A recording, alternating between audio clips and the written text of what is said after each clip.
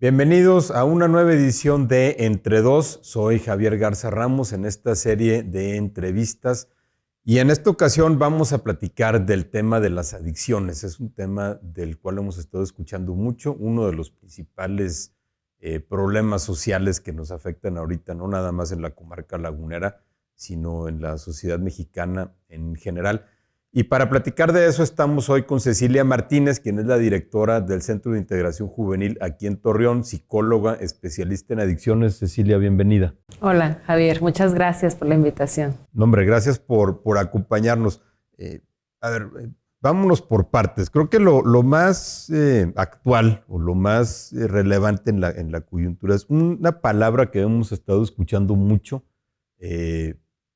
a lo largo de los últimos meses, la palabra fentanilo, ¿no? La crisis del fentanilo, el tráfico de fentanilo que ha aumentado de México a Estados Unidos, la producción o la llegada desde China y, por supuesto, las adicciones de los jóvenes. ¿Qué es el fentanilo? Bueno, el fentanilo es una droga de uso médico. Aquí en México ha sido una droga de uso médico. Es un derivado del opio, es un anestésico. Que de manera legal, siendo droga de uso médico, se utiliza para cirugías especialmente, ¿no? Como analgésico. Como anestésico especialmente. Y hasta hace poco, pues era una sustancia sumamente cuidada desde la parte médica, no está al alcance de la mano, solamente los médicos especialistas y subespecialistas, y obviamente todo el contexto de salud tiene acceso a ella, es un medicamento sumamente controlado y caro. Y tiene estas propiedades especialmente anestésicas. Cuando ya es una droga que empieza a insertarse en el mercado del narcomenudeo, ¿cómo es su elaboración que lo hace tan barata? Porque también vemos que los derivados de los opioides de la heroína hacia acá son cada vez más potentes y más adictivos. ¿Cómo se fabrica y por qué se logró abaratar al grado de que ya ahora es una droga de consumo regular? Sí, mira, una de las experiencias más recientes que hemos tenido con el tema de cristal, lo voy a poner como ejemplo, que es una metanfetamina, y que el grave problema que tenemos con este tipo de drogas que le llamamos de tercera generación, pues es que se elaboran en laboratorios clandestinos y que a ciencia cierta no sabemos exactamente qué contienen y cómo las mezclan y las reducen con sustancias tóxicas que no son aptas para ningún organismo, y eso hace que la sustancia principal se diluya con otras y que el precio aparentemente, digo aparentemente porque es una serie de cosas que tienen un impacto tremendo en el organismo, pues baje, como lo ha sido con el cristal, porque es la experiencia que tenemos, que habíamos hablado y visto venir hace años lo que iba a pasar con el cristal. Ahorita estamos viendo ese panorama con el fentanilo. Que en el caso del fentanilo es mucho más adictivo y mucho más potente. Yo no sé si poner exactamente la palabra mucho más. Es adictivo, es potente y es una sustancia que desde el primer contacto va a tener un impacto en el organismo. Digo que es difícil decir más porque otras drogas que son también adictivas desde el primer consumo son drogas destructoras y son drogas que tienen un impacto a más corto plazo en el organismo y en la sociedad. ¿Cuál es el efecto que tiene una sustancia como el fentanilo, un opioide en general, pero en particular este? ¿Qué es lo que hace que una persona, sobre todo un joven, chavo o chava, que en el primer momento en que la consume, se engancha? Mira, es una droga que se clasifica como depresora del sistema nervioso central. Y eso hace, yo les pongo luego un ejemplo, ¿no? Si los seres humanos de manera natural estamos como haciendo nuestra rutina diaria en un 100%, las drogas que se clasifican como estimulantes hacen que el organismo se acelere hacia arriba, 300%. Y estas drogas, especialmente el fentanilo, que son depresoras del sistema nervioso central, hacen que toda la actividad se vaya hacia abajo. Es un efecto que conocemos o que podemos identificar como el alcohol, o lo que hace el alcohol o lo que hacen los inhalables, ¿no? Y entonces los jóvenes o la población que la consume busca adormecer, relajar, tranquilizar, que pase el tiempo lento, ¿no? Como estas fugas constantes, pero ese es el principal efecto de esta sustancia, pasajero, obviamente. Una de las cosas que hemos visto a lo largo de los últimos años, si tú tienes 20 años trabajando en adicciones, pero si nos fijamos en las encuestas nacionales de adicciones, creo que de la última década, vemos cómo es constante la disminución de la edad en la que una persona tiene contacto con sustancias adictivas. Puede ser alcohol o puede ser droga. Pero hace 10, 15 años veíamos que era a los 14, 15 años y a lo mejor entraban a través del alcohol o a través de la marihuana en algunos casos. Así es. Ahora pueden ser 11, 12 años y entran a través de drogas mucho más duras. Sí, sí, así es, totalmente. Aquí en Coahuila tenemos usuarios que consumen primero marihuana, por ponerte un ejemplo, antes que tabaco. Y efectivamente, la edad media a nivel nacional es entre los 10 y 14 años y nosotros efectivamente años atrás recibíamos adolescentes que nos enviaban al centro por consumo de tabaco, de alcohol, de inhalables. Ahorita tenemos esos adolescentes de mismas edades que ya están llegando por consumo de drogas duras. Por ejemplo, el cristal. El cristal tiene aparte la particularidad de que es de muy fácil elaboración. O sea, se puede elaborar, no necesariamente en un laboratorio en forma, sino una cafetera prácticamente, ¿no? Y eso facilita, abarata también las drogas. ¿Cuánto, digamos, en el último año, en los últimos 2 años, cuánto les ha aumentado las atenciones que dan ustedes en el centro a esa droga en particular, por ejemplo? Mira, el año pasado cerramos el año con 780 pacientes nuevos, ¿no? Y nuevos me refiero a que gente que nunca antes ha habido de tratamiento. Y ahí también contamos o tendríamos que agregar los reingresos, que son gente que ya había ido antes, pero que recae o por alguna circunstancia llega. Pero el número general, ¿no? De esos 780, 220 fueron pacientes que llegaron por tema de salud mental. Los otros 400 y pico llegaron por tema de consumo de drogas. De esos 400, más de 400 que recibimos, la droga de mayor impacto, en primer lugar está la marihuana y en segundo lugar está el cristal. ¿Todavía la marihuana va en primer lugar? Todavía la marihuana. ¿Por facilidad para conseguirlo o porque se ha despenalizado? Sí, por ambas cosas, pero sobre todo también porque hay una percepción de riesgo muy baja de la población, ¿no? Y si bien es cierto, muchos usuarios de marihuana defienden su consumo por ser la marihuana una droga, digo entre comillas natural porque ya no es natural, pero la defienden en función de que es una droga que tiene como mucha fama de ser una droga natural, verde, ¿no? Que puede ser recreativa. Como benigna, exacto, ¿no? Pero la experiencia que nosotros tenemos es que es correcto que no todos los usuarios de marihuana están usando cristal, pero todos los de cristal fumaron antes marihuana. Es como un precursor antes de pasar. Siempre ha sido la puerta de entrada a drogas más duras. Por supuesto, así es. A lo largo de 20 años que tienes de experiencia aquí tratando adicciones en La Laguna, ¿cómo describirías la evolución de las adicciones? Hace 20 años, al principios del siglo XX, ¿qué estábamos consumiendo? ¿Con qué nos estábamos drogando? ¿Cuáles eran los problemas que enfrentaban? Fíjate que yo siempre pongo de ejemplo que cuando yo empezaba en esto, veíamos pues sí el tema del alcohol como muy grave y el uso de la cocaína. Y antes yo recuerdo en los inicios cuando recibíamos a los pacientes que llegaban a los centros o en otra práctica, teníamos una clasificación de personas y decíamos, esta persona que llega a tratamiento es monousuaria, decíamos, o sea, está consumiendo una sola sustancia. Solo alcohol, solo marihuana, solo cocaína, solo inhalables, etc. Y eso facilitaba los programas de tratamiento, las líneas de tratamiento, ¿no? Y eso yo lo dejé de ver hace muchos años. Ya los consumidores de ahora o las personas de ahora no logran consumir una sola sustancia. Y entonces ya se eliminó ese concepto de ser monousuario y ahora las personas, incluyendo los adolescentes, son poliusuarios. Pero al mismo tiempo. Al mismo tiempo, o sea, ya es difícil encontrar una persona que usa una sola droga. De menos llega con alcohol, con tabaco, con marihuana, con alcohol, con cristal, con cocaína, con inhalables, con toda una experiencia y una travesía. Y eso ha sido algo diferente que yo he visto en mi práctica, que cada vez son más las drogas nuevas que salen, cada vez hay mayor repertorio o buffet. Y cada vez, lo que decías, a edades más tempranas, ¿no? Yo al principio veía problemas graves en jóvenes de 18, 20 años y esos problemas graves los vemos ahora en adolescentes de 12 y 13.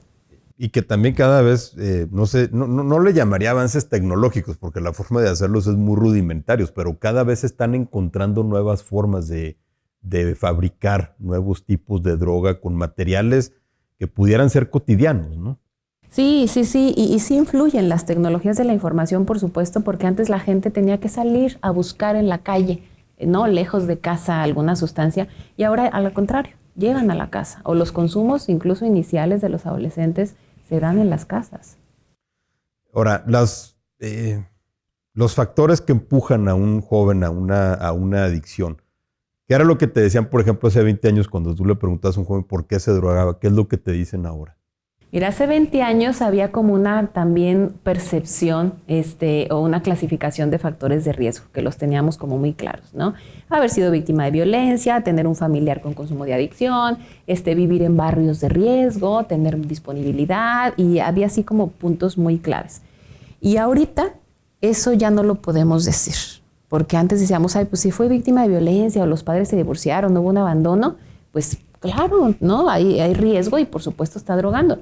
Pero ahorita cada vez más estamos recibiendo personas que viven en familias estructuradas, que están estudiando, que tienen apego al trabajo, que son funcionales, que no son hijos de padres divorciados, que no... ¿Me explico? ¿Es un abandono emocional, puede ser? Un abandono emocional, tiene que ver también con el perfil de personalidad y mucho, Javier, las pautas de crianza, las habilidades de los padres. Muchos padres que fueron padres adolescentes, que ahorita son padres muy jóvenes, con poca experiencia criando adolescentes y que faltan habilidades, ¿no? Pero factores de riesgo los tenemos en todos, que si era la escuela pública, ahorita en las privadas tenemos un problema grave, serio. Antes se asociaba mucho, ¿no? Como dices, hace 20 años se asociaba que era cierto situación socioeconómica en la que una persona estaba que lo hacía más probable que cayera en una adicción, y la realidad es que ahorita puede ser de cualquier parte. ¿Qué tanto, por ejemplo, influye la tecnología, la alienación de los jóvenes en la tecnología, por ejemplo? Mucho.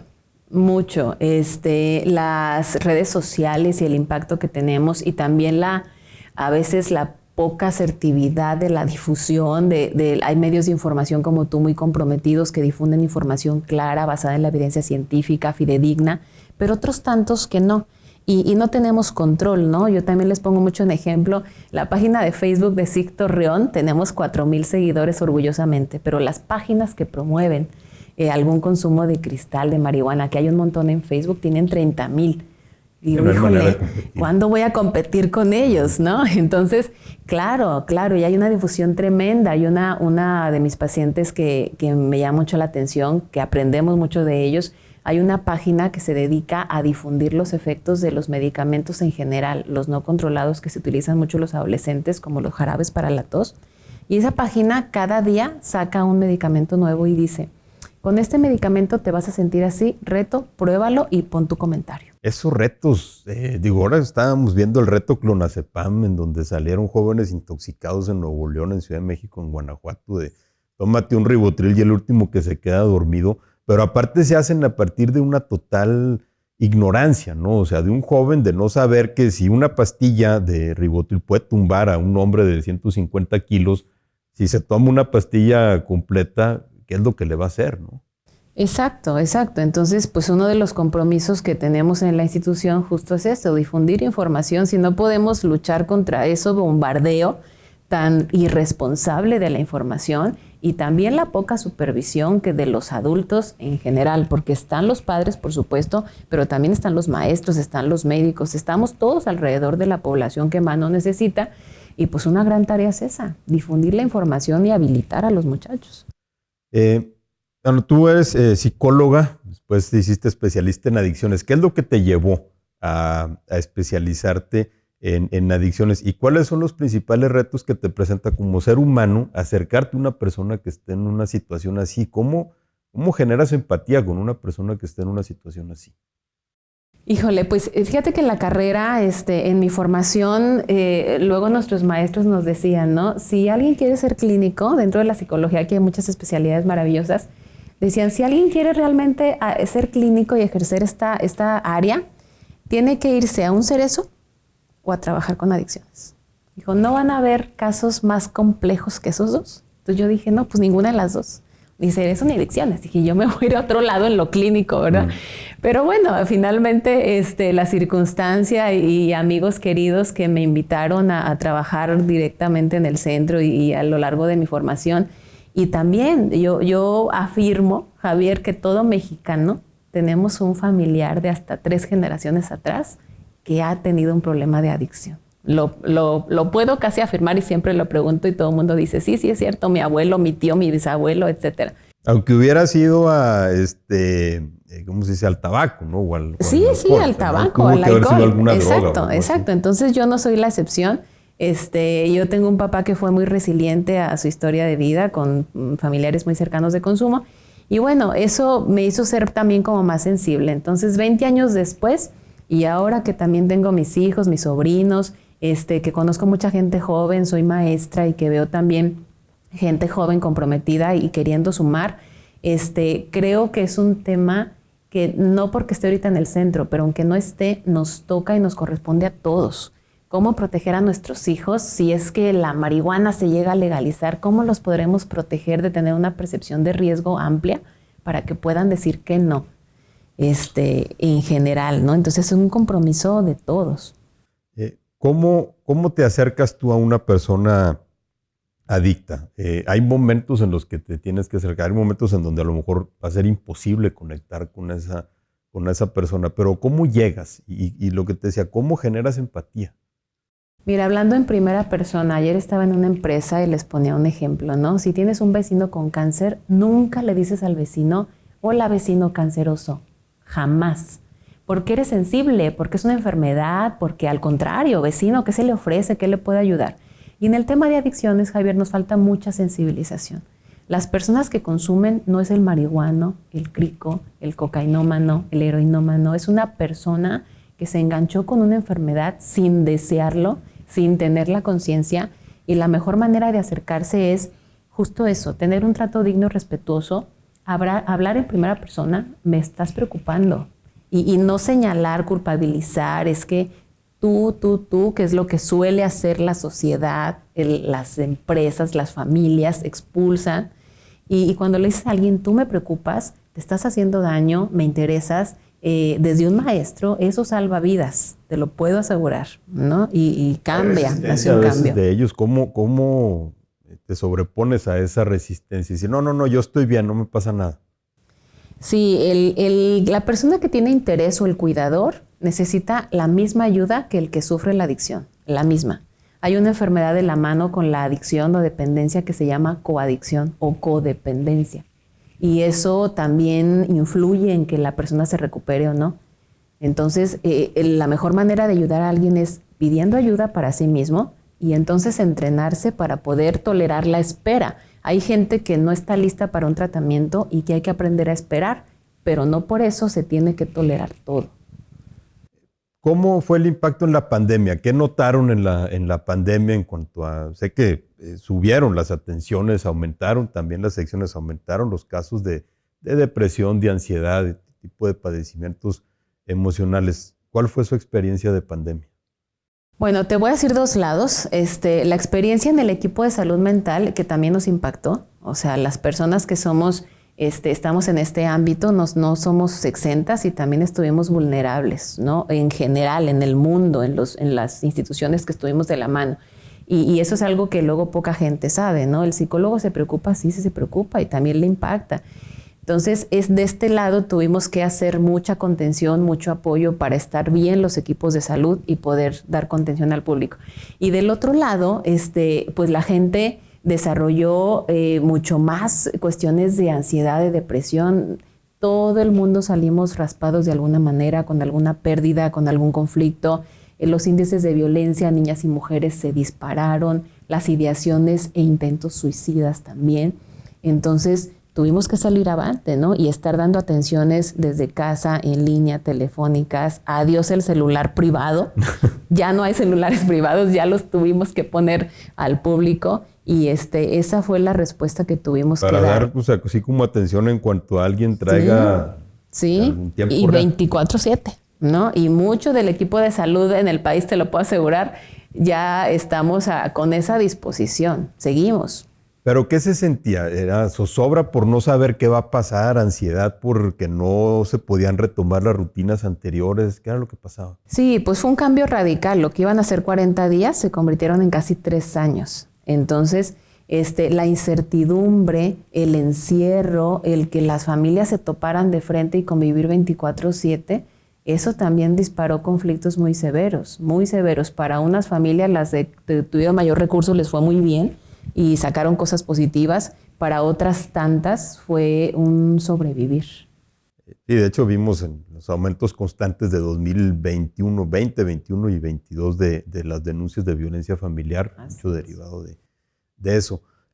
Bueno, hace 6 meses que hubo un relevo, sale Rafael Mora, que pues sí tuvo realmente una carrera muy destacada en promover el Centro de Integración Juvenil y en ponerlo en el centro de la discusión sobre adicciones. Ya se fue a otros proyectos de sociedad civil, de los cuales vamos a estar hablando después. Pero bueno, tú te quedas encargada. ¿Qué es lo que viene ahora para el centro? Bueno, el centro sigue con la misma tarea y la misma encomienda que teníamos desde la dirección del licenciado Mora, que nos dejó muy encaminados, ¿no? Él sabía, y una de las declaraciones que hizo antes de irse fue: me voy en el momento en el que el trabajo está muy complicado, dijo él, ¿no? Y no me voy por miedo, me voy porque ya me tengo que ir, porque me toca jubilarme, ¿no? Pero él reconoce que hablar de Cristal, y seguramente el próximo año, Javier, vamos a estar hablando ya de los pacientes que van a llegar al centro con fentanilo, tristemente, y seguramente te lo puedo confirmar.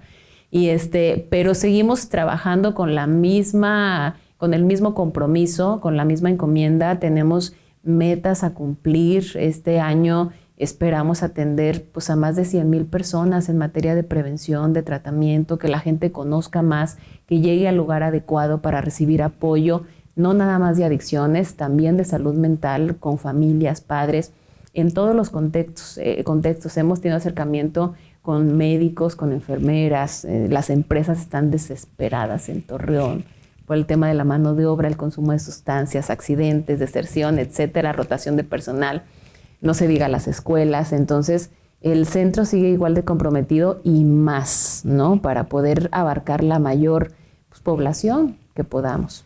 El impacto en lo laboral me sorprendió mucho porque es algo que no habíamos visto antes, de que las empresas ya empiecen a tener problemas por incapacidades o por ausentismo laboral de gente trabajadores. O sea, ya no son nada más jóvenes, adolescentes, estudiantes, sino de todo. Y bueno, es un problema. Aquí mismo tenemos los datos de contacto del Centro de Integración Juvenil. Si alguna persona se quiere acercar a pedir información. Cecilia Martínez, muchísimas gracias, directora encargada del Centro de Integración Juvenil. Muchas gracias por acompañarnos. Gracias por el espacio y gracias, Javier, por este interés. Gracias a ustedes también por escucharnos. Soy Javier Garza Ramos, aquí en Entre Dos, y nos escuchamos en la próxima.